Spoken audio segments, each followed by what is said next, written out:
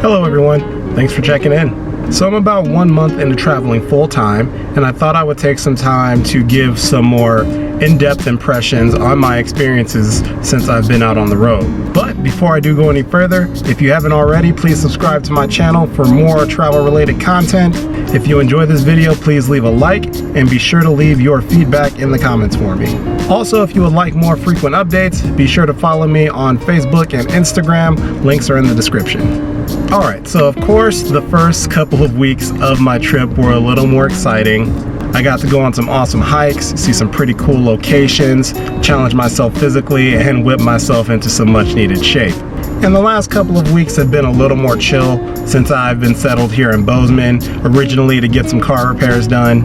But I have settled in just a little bit because this is a good place for me to make money and save up a little more before I head off to my next big location. Rest assured, I still will be releasing content even if I am in one location for an extended period of time. This is a fairly unique lifestyle, and staying in one place to kind of stabilize myself financially before I head out to another location is kind of part of the process. Even though my expenses are generally lower than before, I still do have to work as I go in order to make sure certain bills are paid. But anyway, I have gotten a lot more used to this lifestyle already within the first month, and staying in one city actually helped me to figure a lot of things out that I wouldn't have been able to figure out if I had been constantly moving. One of the major things I did is I've come up with new techniques to save space in my car. The biggest thing I did with that is I got rid of those really big plastic storage containers and I replaced them with duffel bags or little sports bags. The bags do not take up nearly as much space as the plastic containers, and that freed up a lot of space in my trunk. I also packed a lot of my camping gear into my backpack. Before, I had some of that gear just kind of scattered all over the place in the back seat for easy access, but I realized that it was a little harder to keep track of things when I had things set up that way. So now I have it neatly packed away in my backpack, and if I need it, I can easily dig it out.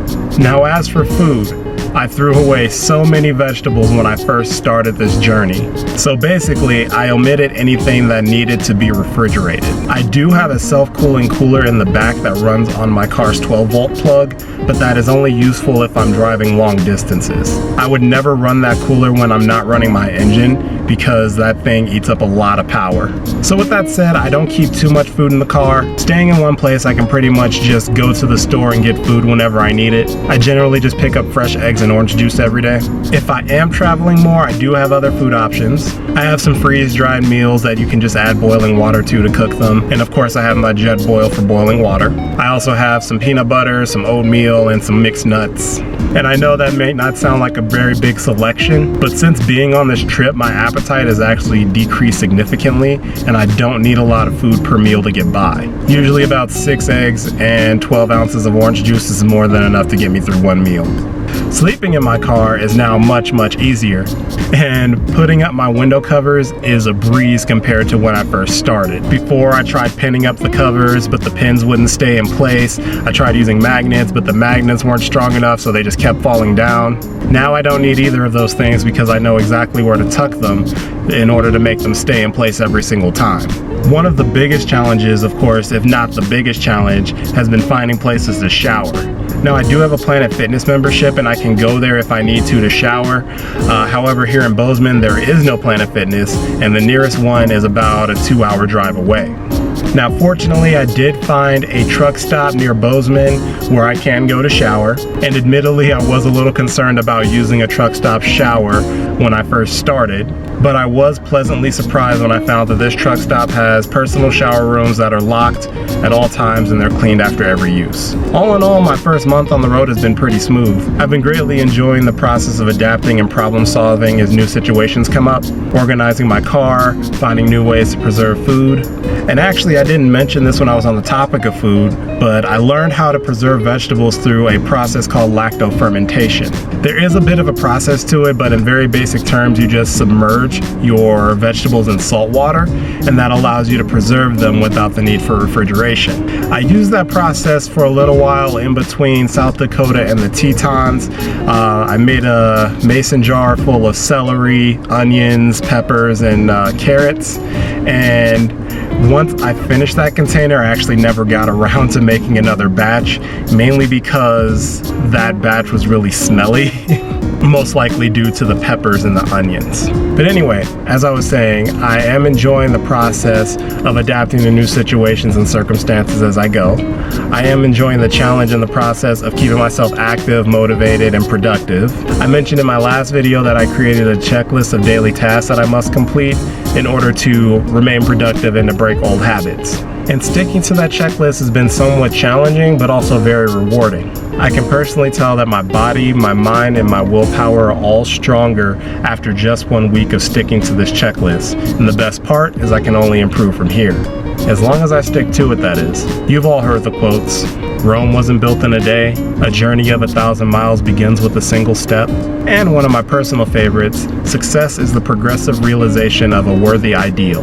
That's the thing about progress. It happens little by little, but eventually the things that were a challenge become very easy. But in the beginning, no matter how challenging something is, you gotta stick to it. Reaching any kind of worthwhile goal takes time, consistent work, and above all, persistence. Now, to be honest, I do still procrastinate a little bit when it comes to certain things like waking up in the morning to work out. I do still tend to overthink the process in my mind and stall it out, but once I get into that just do it mentality, I stop overthinking the process and I stop trying to rationalize with myself if what I need to do can be put off until later. Eventually, I just shut off the extra thoughts, I grab the kettlebell and I get to work, or I pull out the book and just get to reading, or I just put on the headphones, start up an audiobook, and I just start walking.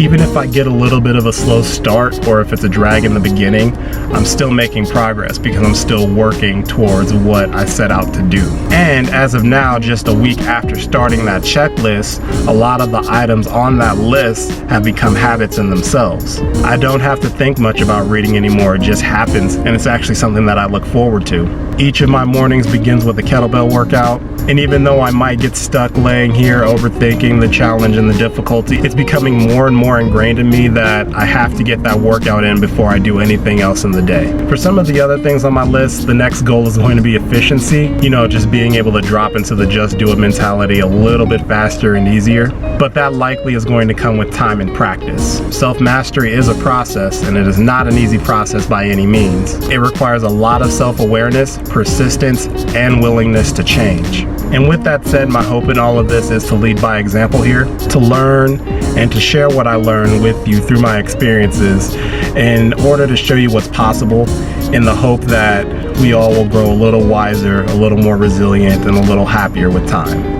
But anyway, that's it for me for now. Thank you all so much for watching. Be sure to leave your thoughts, questions, and feedback in the comment section for me. I hope you all have a wonderful day. Do good. I'll see you next time. But until then, keep your spirits high, let the good vibes flow, and we shall meet again. Take care.